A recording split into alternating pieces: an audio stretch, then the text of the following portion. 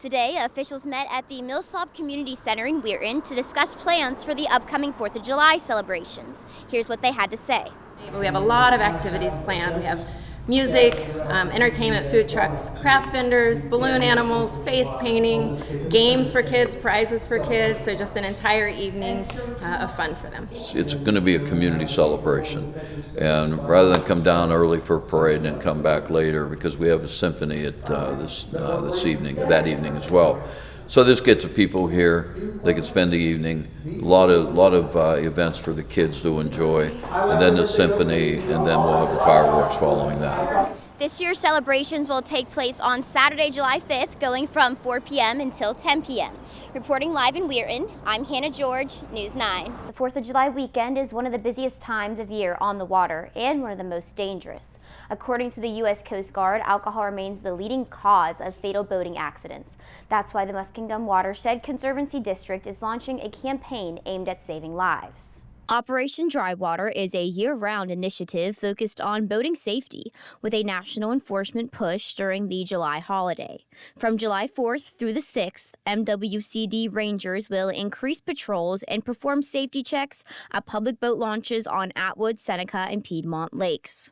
One of the best things about the 4th of July is being outside, being at the campground, being on the lake, and being on a boat is so fun. And so we just want to ensure that everyone's having a really fun time and doing it safely. Last year alone, the Operation Dry Water campaign involved more than 7,000 officers nationwide, resulting in nearly 100,000 vessel checks and almost 600 BUI arrests.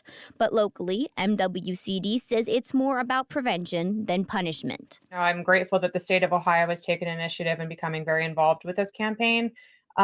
Because you don't want to wait until it's a real issue for you to get involved.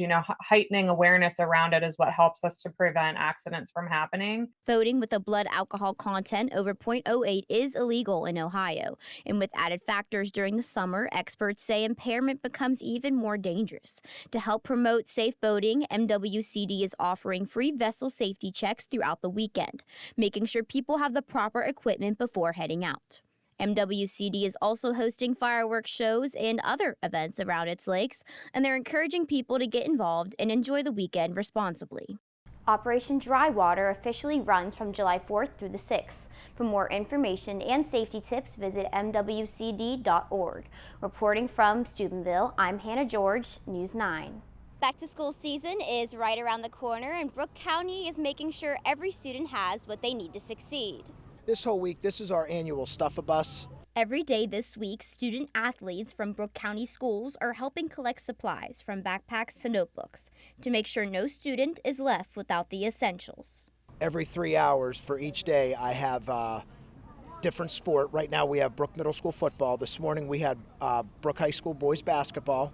And throughout the week, each time frame, we have different sports helping me run this. The supplies are donated by community members and local businesses, and it's all headed to students during a special event later this summer. Local community businesses or even community members, they bring in donations for the Stuff-A-Bus.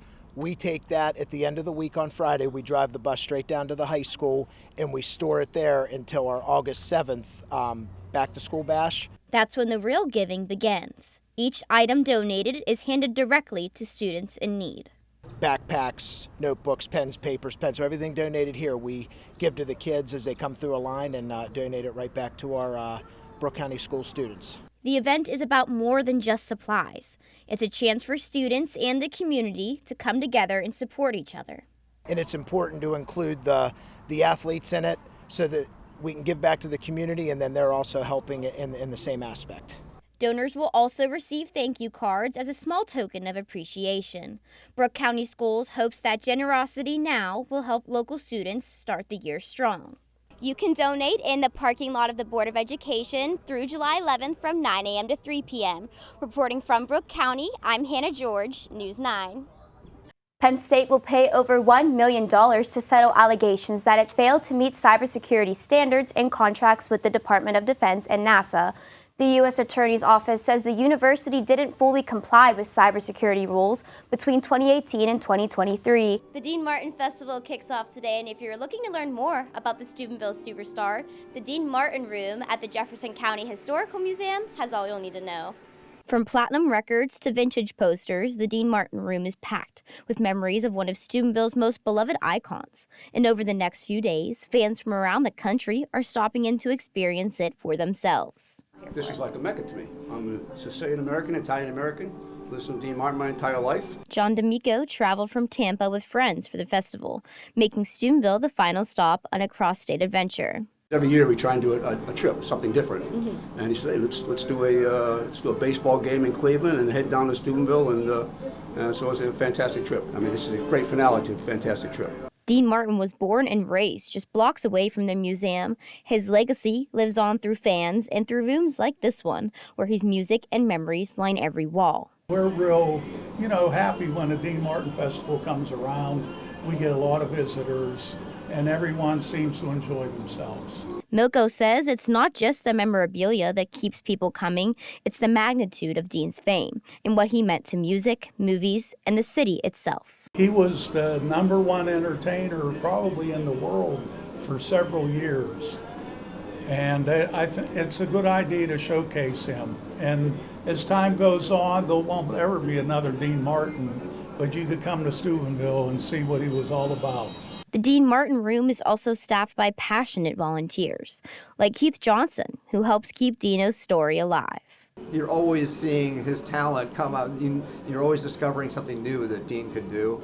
Now, the Dean Martin Room at the museum starts at 10 a.m. every day for an open house. But there's events throughout Steubenville the entire weekend. Reporting from Steubenville, I'm Hannah George, News 9. The Miss Ohio competition is taking place in just a couple weeks. One of the contestants hails from right here in the Valley, and we got a chance to speak to Madeline. At first glance, Madeline Anderson's story might sound like a pageant classic, small-town girl with a crown and a cause. But this 21-year-old from Toronto, Ohio, is redefining what beauty looks like on and off the stage. Current beauty standard, the current idea of beauty is surrounding perfection. And my own idea is that it's about authenticity and vulnerability. She's now using her platform as a Miss Ohio contestant and ambassador for the Vascular Birthmarks Foundation to call out unrealistic expectations and build a new conversation around self-worth.